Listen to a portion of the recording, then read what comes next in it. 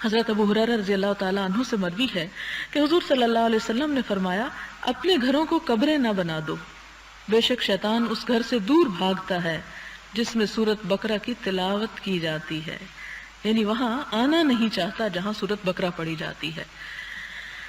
حضرت ابی بن کعب رضی اللہ تعالیٰ عنہ سے مروی ہے، فرماتے ہیں کہ حضور صلی اللہ علیہ وسلم نے فرمایا اے ابو منذر، کیا تمہیں معلوم ہے کہ تیرے پاس قرآن حکیم کی جو آیات ہیں ان میں سے عظیم ترین آیت کون سی ہے؟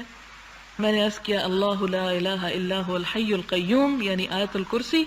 آپ نے میرے سینے پر ہاتھ مارا اور فرمایا اے ابو المنذر، تمہیں علم مبارک ہو، یعنی تم جاننے والے لوگوں میں سے ہو۔ حضرت ابو ہریرہ رضی اللہ تعالیٰ عنہ سے مروی ہے، فرمایا حضور صلی اللہ علیہ وسلم نے مجھے زکوٰۃ رمضان یعنی صدقہ فطر کی حفاظت پر مقرر فرمایا۔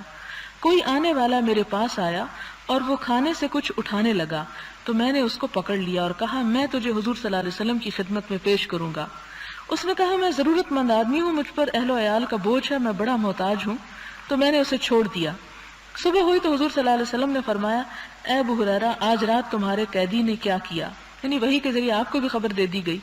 میں نے عرض کیا یا رسول اللہ صلی اللہ علیہ وسلم، اس نے حاجت مندی اور اہل و عیال کا شکوہ کیا تو میں نے اس پر رحم کرتے ہوئے اسے چھوڑ دیا۔ آپ نے فرمایا اس نے تمہارے سامنے جھوٹ بولا، آج وہ پھر آئے گا، مجھے یقین ہے کہ وہ ضرور آئے گا، کیونکہ حضور صلی اللہ علیہ وسلم نے یہ فرمایا تھا، بس میں اس کی طاق میں رہا۔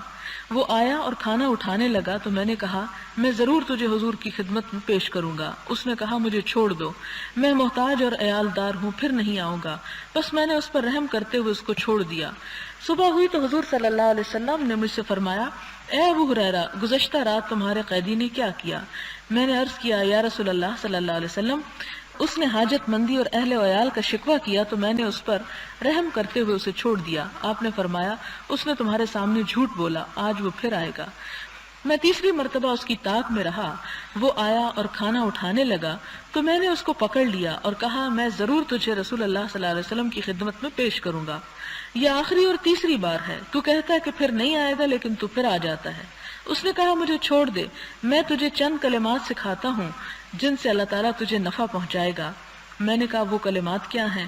اس نے کہا جب تو سونے کے لیے بستر پر جائے تو آیت الکرسی پڑھ لیا کر، اس طرح اللہ تعالیٰ کی طرف سے ایک محافظ مسلسل تیرے ساتھ رہے گا اور صبح تک شیطان تیرے پاس نہیں آئے گا۔ میں نے اس کو چھوڑ دیا۔ صبح ہوئی تو حضور صلی اللہ علیہ وسلم نے مجھ سے فرمایا گزشتہ رات تیرے قیدی نے کیا کیا؟ میں نے عرض کیا یا رسول اللہ صلی اللہ علیہ وسلم، اس نے مجھ سے کہا کہ مجھے وہ چند کلمات سکھا دے گا جن سے اللہ تعالیٰ مجھے فائدہ پہنچائے گا، تو میں نے اس کو چھوڑ دیا۔ فرمایا وہ کلمات کیا ہیں؟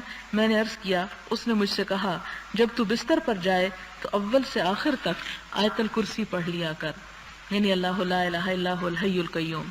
اس نے مجھ سے کہا اللہ تعالیٰ کی طرف سے ایک محافظ مسلسل تیرے ساتھ رہے گا اور صبح تک شیطان تیرے پاس نہیں آئے گا۔ حضور صلی اللہ علیہ وسلم نے فرمایا اس نے تجھ سے سچ کہا ہے حالانکہ وہ بڑا جھوٹا ہے۔ اے ابو ہریرہ، تجھے معلوم ہے کہ وہ کون تھا جس سے تو 3 دن تک باتیں کرتا رہا؟ میں نے عرض کیا نہیں۔ فرمایا وہ شیطان تھا۔